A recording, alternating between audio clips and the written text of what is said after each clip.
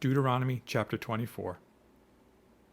When a man takes a wife and marries her, and it happens that she finds no favor in his eyes because he has found some uncleanness in her, and he writes her a certificate of divorce, puts it in her hand, and sends her out of his house. When she has departed from his house and goes and becomes another man's wife, if the latter husband detests her and writes her a certificate of divorce, puts it in her hand, and sends her out of his house, or if the latter husband dies who took her as his wife, then her former husband who divorced her must not take her back to be his wife after she has been defiled. For that is an abomination before the Lord, and you shall not bring sin on the land which the Lord your God is giving you as an inheritance. When a man has taken a new wife, he shall not go out to war or be charged with any business. He shall be free at home 1 year, and bring happiness to his wife whom he has taken. No man shall take the lower or the upper millstone in pledge, for he takes one's living in pledge.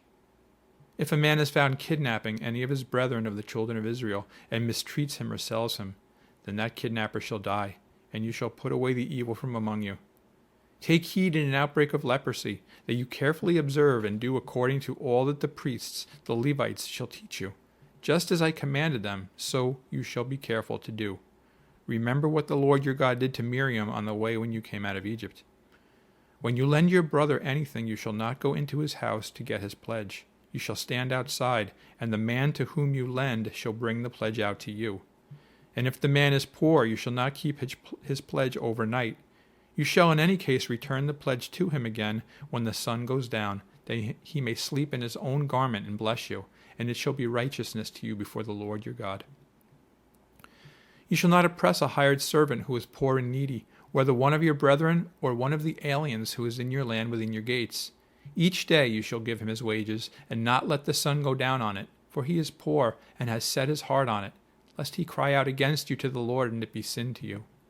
Fathers shall not be put to death for their children, nor shall children be put to death for their fathers. A person shall be put to death for his own sin. You shall not pervert justice due the stranger or the fatherless, nor take a widow's garment as a pledge. But you shall remember that you were a slave in Egypt, and the Lord your God redeemed you from there. Therefore I command you to do this thing. When you reap your harvest in your field, and forget a sheaf in the field, you shall not go back to get it. It shall be for the stranger, the fatherless, and the widow, that the Lord your God may bless you in all the work of your hands. When you beat your olive trees, you shall not go over the boughs again. It shall be for the stranger, the fatherless, and the widow. When you gather the grapes of your vineyard, you shall not glean it afterward. It shall be for the stranger, the fatherless, and the widow. And you shall remember that you were a slave in the land of Egypt.